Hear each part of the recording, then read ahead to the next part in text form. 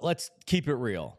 We can nitpick about Rob Thompson leaving Jeff Hoffman in, or we can complain about the umpire calling Alec Bohm's what would have been a double foul that could have put him back in the game, right? Like what happened in the ninth inning. The Phillies had their opportunities.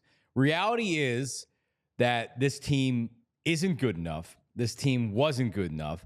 And if we look at ourselves as Phillies fans in the mirror, this team is not ascending. This team is descending. Where the Phillies are right now, entering the offseason, exiting the 2024 season, is still a good team. But can we really say, well, next year, just need to add another player, tweak this, tweak that, boom, this team should win the World Series or should be right there? That was supposed to be this year.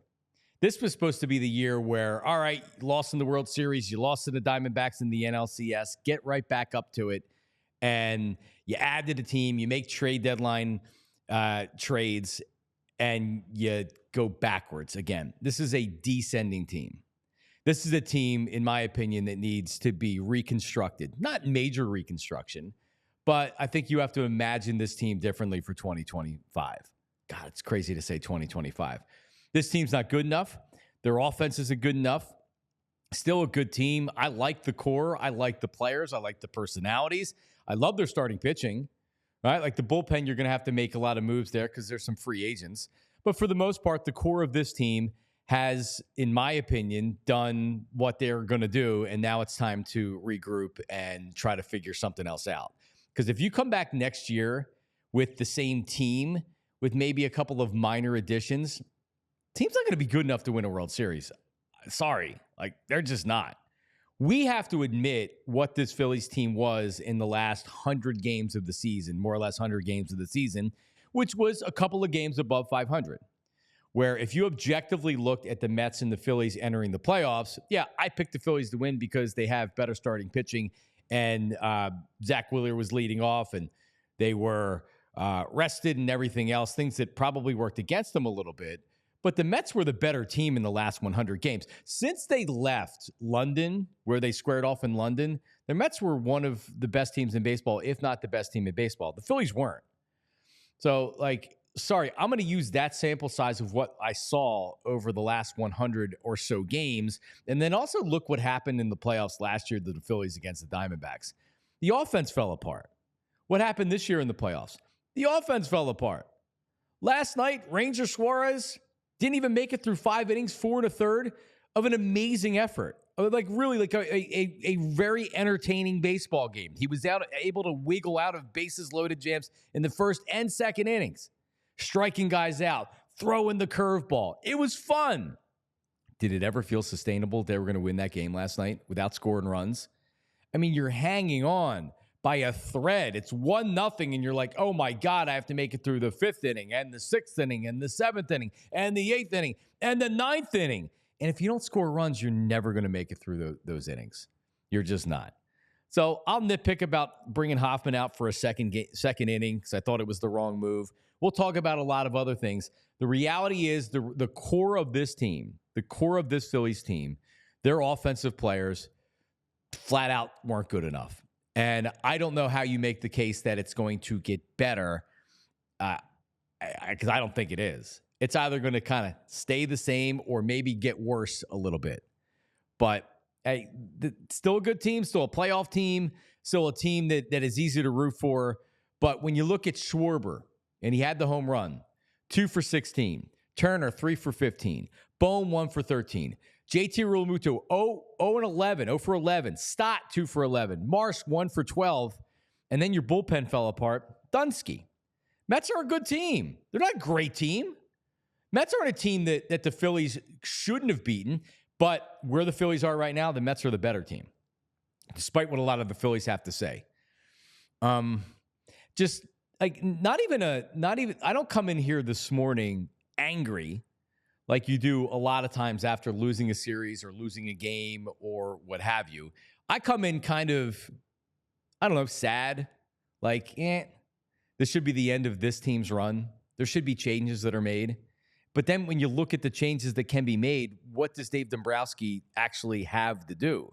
Unless you're moving on from Bohm, unless you're moving on from Marsh, unless you're moving on from I don't even know who. You're adding a center fielder. I don't know. That's what makes it depressing is that the window, in my opinion, on this team winning a World Series has closed. Team is no longer on the rise. The team is no longer where I say, they need a move in the offseason, and boom, they're right back there. I feel like we've seen the best of this team going forward. And I don't know what Dave Dombrowski is going to do. I don't.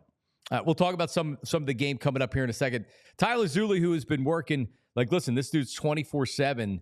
He's doing watch parties. He's doing pre. He's doing post. Last night, a watch along, a pregame, a postgame, and, a rough game last night. Tyler, it was at no point did I have any confidence that they were going to win the game.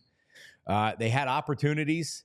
They had opportunities in the ninth inning, and it just wasn't happening. Happening, and I feel like a lot of Phillies fans felt that way during the game. Yeah, I think that they played with fire for a really long time. Ranger Suarez did a really nice job. I don't think he had his best stuff, but he grinded. His curveball was really good. He ended up striking out, I believe, 7 or 8 Mets hitters. He stranded the bases loaded in both the first and the second inning, danced out of some danger a couple of different times. He kept you in a ball game. You and I asked it, could he give you 2 times through the lineup yesterday, which usually equates to somewhere between 4 and 6 innings, right?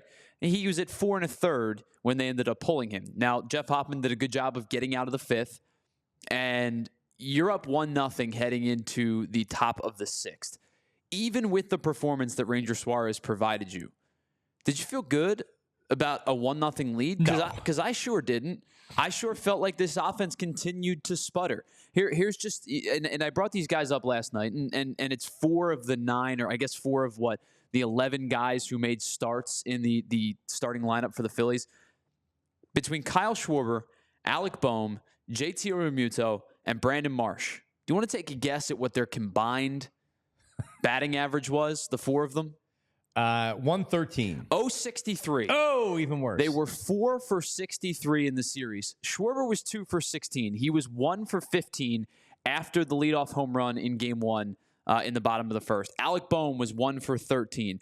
JT Realmuto was 0 for 11. Did not pick up a base hit. Was on base a couple of times via the walk, but did not pick up a base hit in the series. Brandon Marsh was 1 for 13. Those 4 guys specifically finished 4 for 63 in a series. Your team as a whole struck out 38 times in 4 games. I believe you hit a 186 clip, I think the number I saw was, as a collective unit. You can't win baseball games when your team scores as little runs as they did and were as unproductive as they were and struck out as much as they did, and you put all of it together. It was offensive ineptitude. Yeah, you can look at hits. Was there any timely hitting in this series outside of that portion of Game 2? Trey Turner had 3. The 2 innings. Trey Turner had 3 hits. So if you're just looking at his average, you're like, all right, well, he wasn't terrible. He had 3 singles. Sure. No impact. No impact. Guys like that need to have impact. And Trey Turner had no impact in the series. If I was to use one word for this, it's disappointing. Because you didn't feel great going into the series. You talk yourself. I wasn't going to cower to the Mets, but you talk yourself into hey, this is the Phillies. They're going to win this series. They're the better team. No, they're not. They're not the better team. Nick Castellanos said otherwise, but they're not the better team. This season was a failure.